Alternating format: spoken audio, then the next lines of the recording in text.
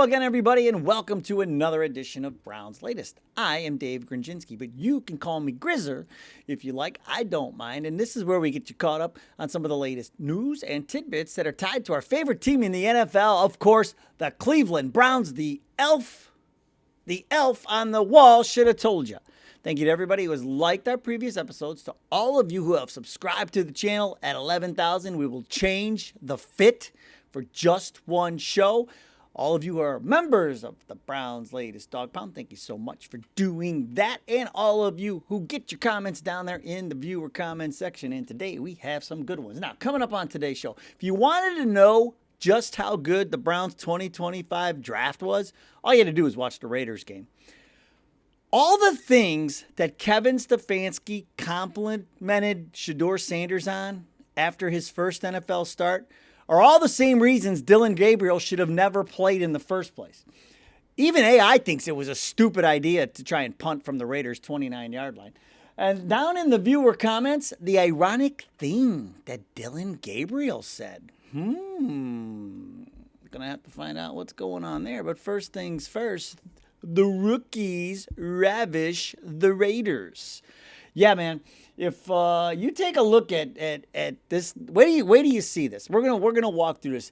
Every single rookie contributed. Even Gabriel, he served as the backup quarterback, but every single rookie contributed in a big way in that win against the Raiders. Here's the list, and listen to what they did. Mason Graham, 5 total tackles, 4 of them solos. He had a tackle for loss, deflected a pass.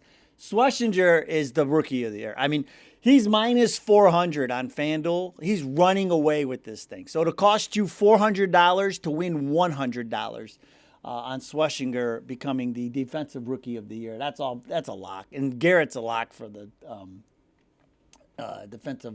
overall defensive player of the year. But Schlesinger on Sunday, 11 total tackles, 6 solo, a tackle for loss. He leads the team with 96 solo tackles, 44 solo. And, I mean, he just keeps doing his thing week after week. Quinshon Judkins, 47 yards rushing, the 2 touchdowns, running that Wildcat.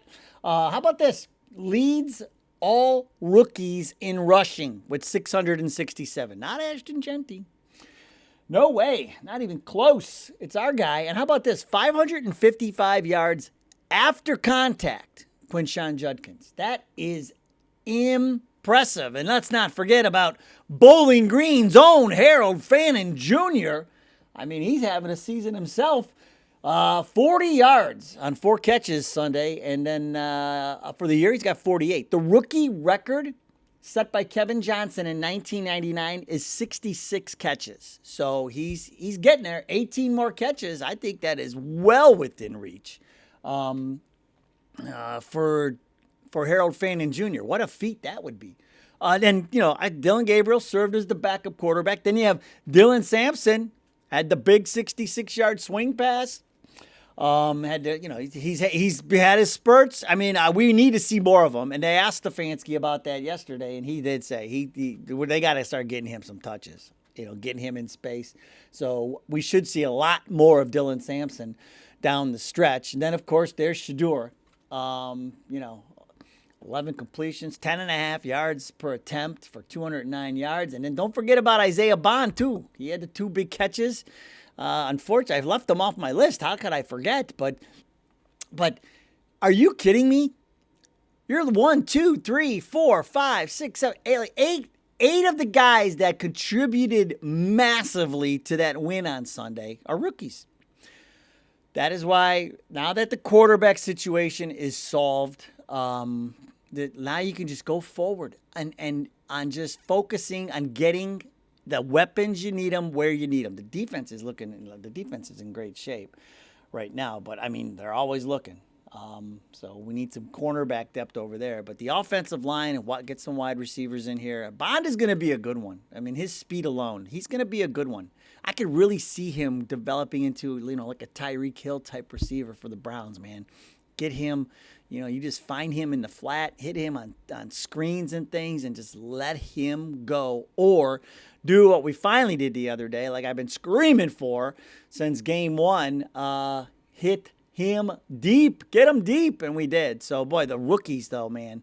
That is the one thing. Like, if anybody tries to clown you about the Browns, you just bring up the rookie class. Because Andrew Berry, man, he was on a heater on draft day. Now, two of the guys that he took, like we just mentioned, Shedeur Sanders and Dillon Gabriel.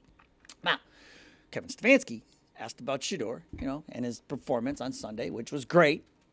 And some of the things he talked about that Shedeur did that were great. He said he was tough in the face of the rush. He had the escapability, the ability to avoid the rush, throwing under pressure, keeping his eyes downfield, taking what the defense was giving him at times, but then also the ability to stretch the defense, those long passes that have been sorely missed from this offense. And then, of course, his ability to go off script. And when I heard him say that, I'm like, those are all of the reasons Dillon Gabriel should have never played in the first place, because he can't do any of that. And it just, this is going to be the last time, probably not the last time, but at least hopefully this week, that I bring up the fact that we wasted a third-round pick on him, and then wasted all of that time when we could have been developing Shedeur.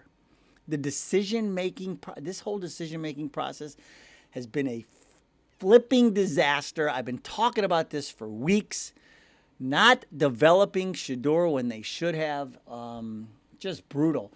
That pass that Shedeur threw to Bond, the air yards, 42, the longest completion by air yards since 2023, according to Next Gen Stats. Shedeur, the first Browns quarterback to win his first career start since 1999. Before that, Browns quarterbacks had gone 0-17 in their first starts. He snapped the longest streak for quarterbacks making their first start and losing. We had the record. 17 straight, but Shedeur broke that as well.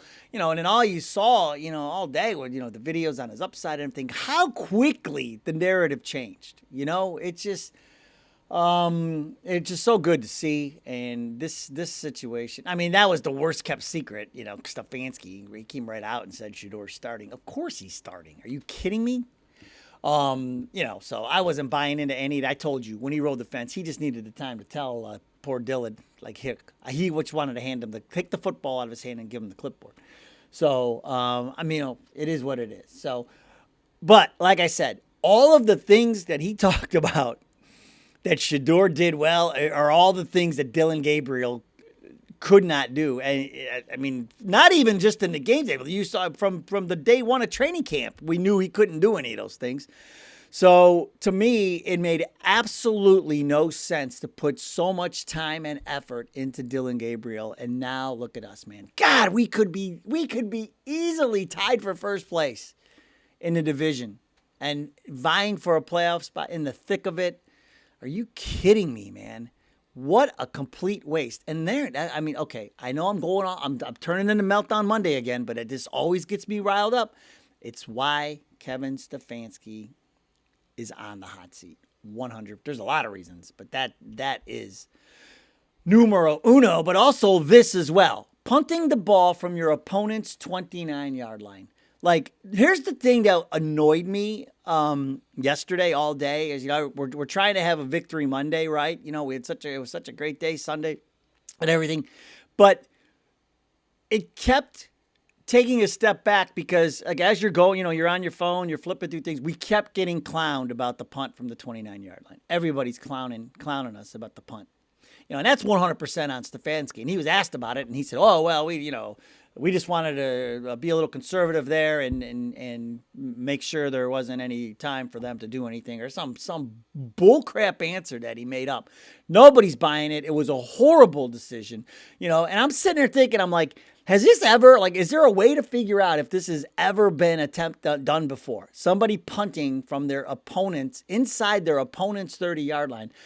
And I couldn't find anything. And then I turned to AI. I was like, all right, if AI can't find anything, then this is another first for Stefanski. And sure enough, AI couldn't find anything.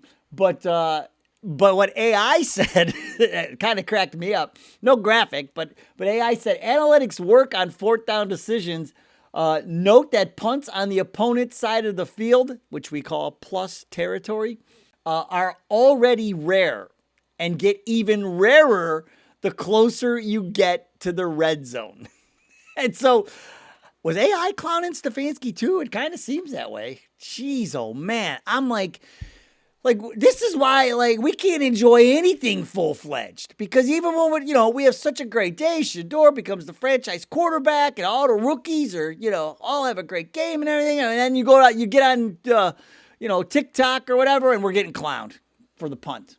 That's all, everybody's just clowning us for the punt. So annoying, man. Like, what are we doing? Those are the decisions. There's so many. I'm going to have to come up with a list, like a Christmas list, since Christmas time is coming up, of all the things, all the reasons Stefanski should be fired. Because there's a ton of them. And you're going to be like, what? You punted from the 29-yard line? Your opponent's 29? Yeah, we did. We sure did. It's such a Browns thing to do. And that's why that whole punt thing had me riled up. Now, one thing I'll never punt on are the viewer comments. And today we will start with Stacy Marshall, 7016, who says, I love you, dude. Now, Stacy, you're going to make me blush. Also, my wife could be watching this. But I continue. Stacy Marshall, I love you, dude. You're already calling Shador the franchise quarterback. Yeah, 100%. I put it on the Sunday morning show. I said, today is the day the search for the franchise quarterback ends. I mean, and you can see it, man. He's got it all, man. He's got it all, and we are now the envy of the NFL. I could tell, I got buddies who love to bust my chops about the Browns and everything. No chops busting after that game. Nope. So that's how you know. That's how you know you got him. So, all right, moving on. AYYIC,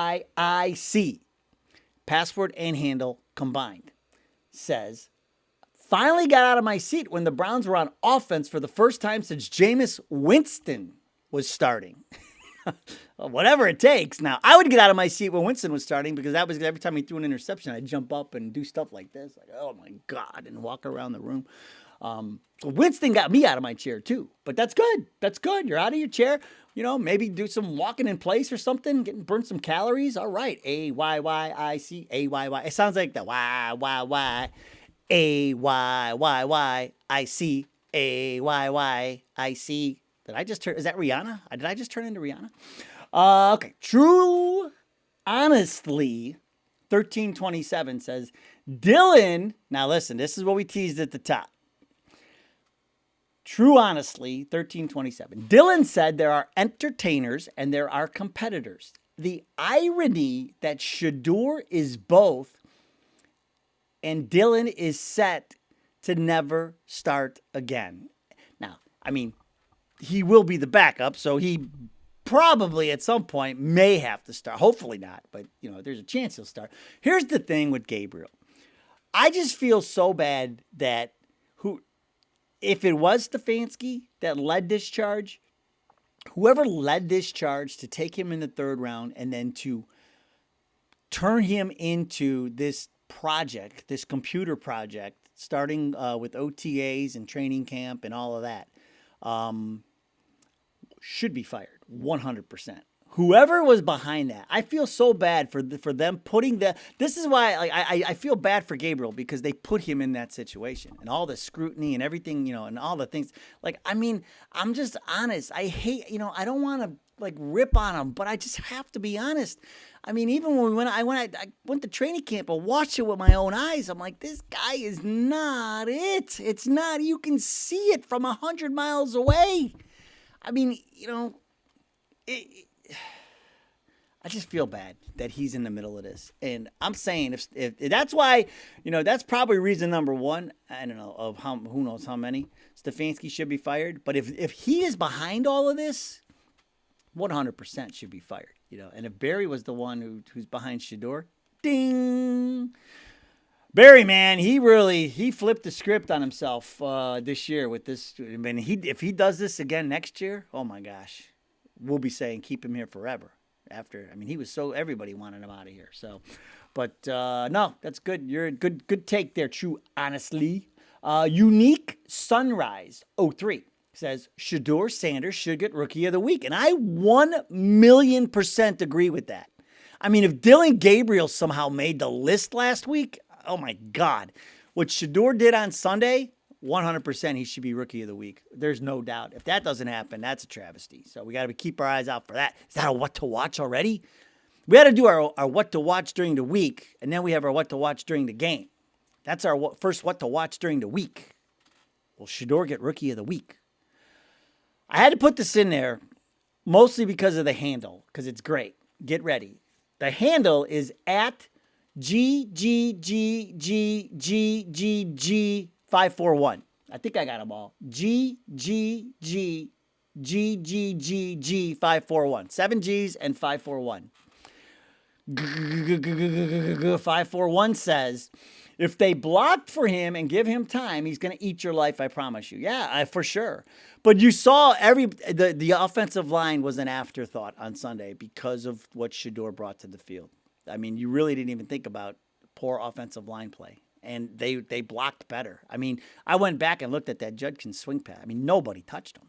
And you looked at some of those runs that for Judkins. I mean, nobody touched him. There were some big ass holes for him to run through. So it was nice to see the offensive line getting going. And yeah, it should only get better. It should only get better the more they play together. And we will end today with Mark Gonish Show 6013, and it's Gonish Show. It's Chaux, like he's from the French Quarter, or like Louisiana or something like that. Go. You know how they always do. Anyway, it's like that. It's like the New Orleans style. Anyway, Mark says this may turn out to be one of the greatest drafts in Cleveland Browns history. And Mark, here's what I'll say. I think it already is one of the best drafts in Cleveland Browns history. By the time we get to the end of the season, it will probably be the best draft in Cleveland Browns history. I cannot remember a draft like this where you have so many picks that have hit. It is unreal. But now, and you always want to ask for more. We need this to happen again in 2026. Can you imagine if you could do the same sort of thing with some weapons on offense and offensive line, and then you add a couple of free agents? Deshaun Watson, that whole thing is over. We'll get some of that cap money back. It's gonna be interesting, and that's why. And you could be doing this and still go making the playoffs this year. That's the thing that's so frustrating. But, I mean, there's still an outside chance. I mean, we could get the wild card, maybe. That's all we can hope for now. Got to win out. Got to win out. All right. That'll do it. They'll be back at practice tomorrow. Shador preparing for the Niners. The Niners, man. If you watched any game on Monday night, they are not world beaters, man. And, I don't know what's going on. A Purdy, man. They're booing him. So, this is a beatable team. We're going to get them on a short week, and they got to come to us. They got to travel cross country. I mean, come on, man. We could beat them. We could easily beat them. So it's gonna be fun. Gonna be a good one. This will be a great win. Shador gets this win. Look out. All right, that'll do it. Go Browns. We'll see you next time.